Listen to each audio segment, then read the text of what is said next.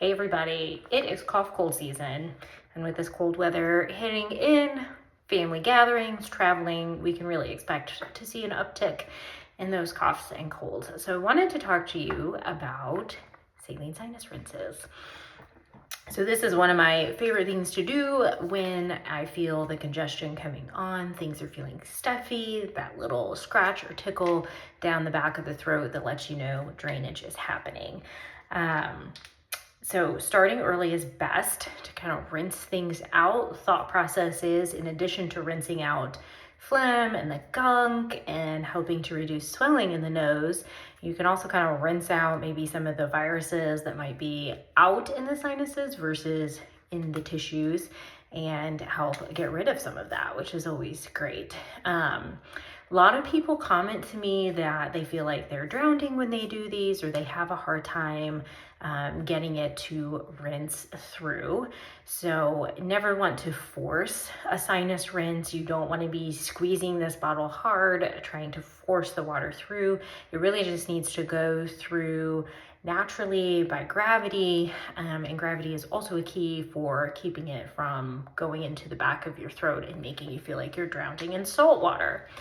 You definitely do want to use the salt packet. If you rinse with plain water, it will burn because that is actually damaging to the tissues. So the salt packet and filling to the line on the bottle, making sure that you mix that up well, that all that salt is dissolved, creates an isotonic solution, which means that the concentration of electrolytes or salts is the same in the solution as it is in your tissues, and so it won't burn.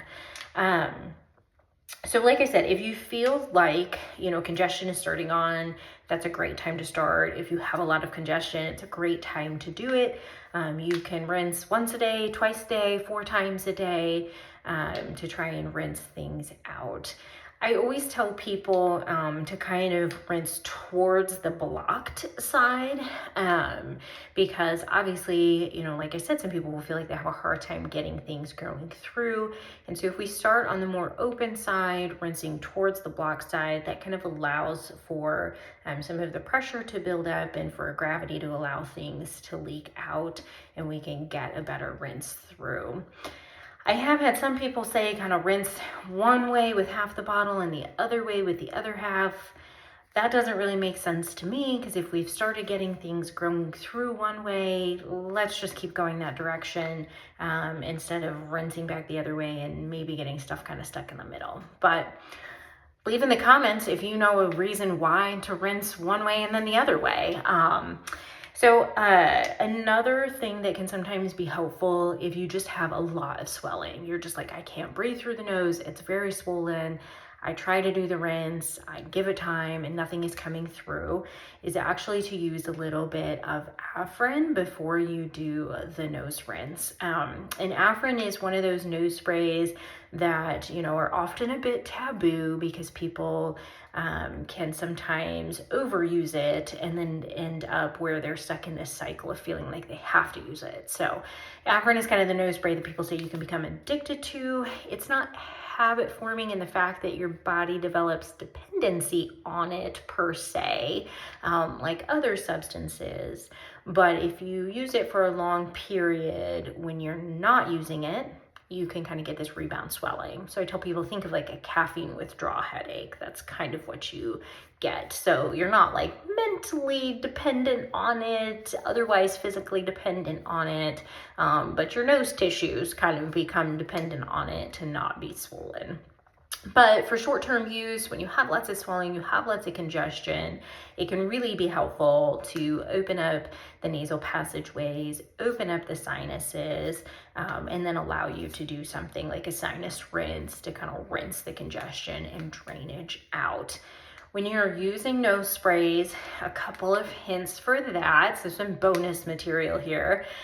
You want to make sure that you take the nozzle, so if my finger we're pretending is the nozzle, and you want to insert it well into the nose, pointing back and a little towards the ear on the same side as the nostril that you're going into.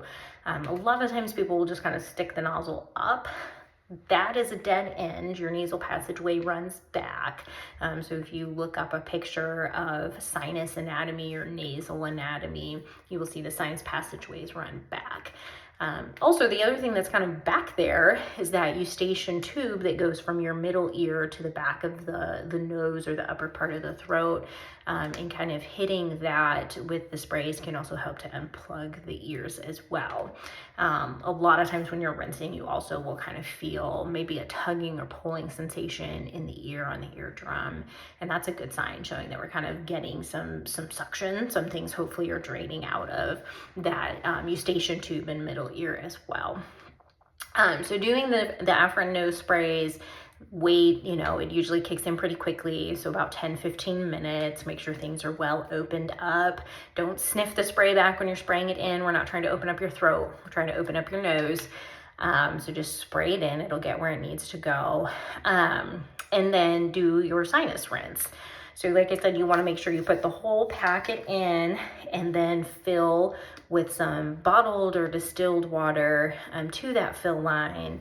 And then when you screw the lid in, make sure that you're shaking it up, so clog the hole with your finger, shake it up and rinse it well. The neti pot, so this is the bottle form that I've got. The neti pot is the other popular one. And that one, can be great as well. And that's what I first started using. And sometimes that might be a good first one, can be a little bit more gentle. That one really rinses through the nose and kind of this your ethmoid or the sinuses that are right behind the nose. But we might miss some of the other sinuses, such as your maxillary and your frontal sinuses. I don't think this bottle even gets all the way through all of those, but it kind of gets to them a little bit more to kind of perhaps rinse out the openings and get some of those, drained out and perhaps get into them just a little bit. So I think this one gives you a little bit more oomph, a little bit more bang for buck. There's a few different brands. There's kind of this name brand, which is the most common, the NeilMed, but there are a lot of other brands. Most stores will also have like their generic brand as well. All of those are fine to use. I even recently saw them at Dollar Tree, which I'm always very excited when I see things at Dollar Tree that people can get for $1.25. Quantities might be smaller, but hey, it's great. The other thing that's important, obviously we're rinsing into your sinuses, which are near to your brain. So that's why we're not going to use tap water. Some people will boil water and then, use that. That's fine as long as you let it cool. We don't want to be burning our sinuses with hot water. You can warm the water in the microwave. I feel like it's usually kind of cooling and refreshing just to use it at room temperature. That cooling sensation can kind of help make the sinuses feel more open. But some people don't like that cold sensation. So you could warm it up a little bit, if you wanted to, even using your microwave. I would say make sure your microwave's clean before you're sticking in a bottle of water that you're going to rinse through your sinuses. You also want to make sure that you're mixing it well after you microwave it. Test it, make sure it's not too hot, because the microwave can cause hot spots, and that's why we don't microwave baby bottles, right? So you could use alternative method of putting it in hot water to warm it, but it's just a thin plastic bottle, so you don't want to do a whole lot with it. So I would just use room temperature water. You're going to do great with that. And then the important thing, like you said, is kind of using gravity. So I think a lot of times people will just kind of angle here a little bit, slightly lean over the sink to rinse through. You really want to bend forward at the waist. So sometimes even doing this in the shower can be a bit better, because if you're standing upright, things are going to drain back. So really fully bending forward and rinsing in that position is going to help it kind of get in one side, up and out the other. So that can be really important to prevent you from drowning in salt water. And then I usually recommend, after you do the sinus rinse, after you get all that kind of blown out, opened up, using a nose spray like a Flonase or Nasonex to kind of help keep things open. So I tell people that Afrin's kind of the quick relief, will open things up quickly for us, which can allow us to do the rinse. But the benefits don't really last that long. You know, most of the time you're having to kind of repeat it a few times throughout the day for that to last, whereas the Flonase will give you some more long-lasting relief. And that, you know, you can do 2 sprays in each nostril, even twice a day for a few days up to a week, and then go back down to just once a day while your symptoms are kind of petering out, or, you know, continuously if you have allergies and need to use that for allergy relief. So that's my tips and tricks on sinus rinses. I debated actually doing a sinus rinse for you guys today. If you want to see a sinus rinse, you want me to demo that, let me know. I thought some people might get grossed out by it, so I thought, maybe we'll leave it to request only. So if you want to see a sinus rinse video, if you want me to demo it, let me know. Be happy to do that for you. Comment down below.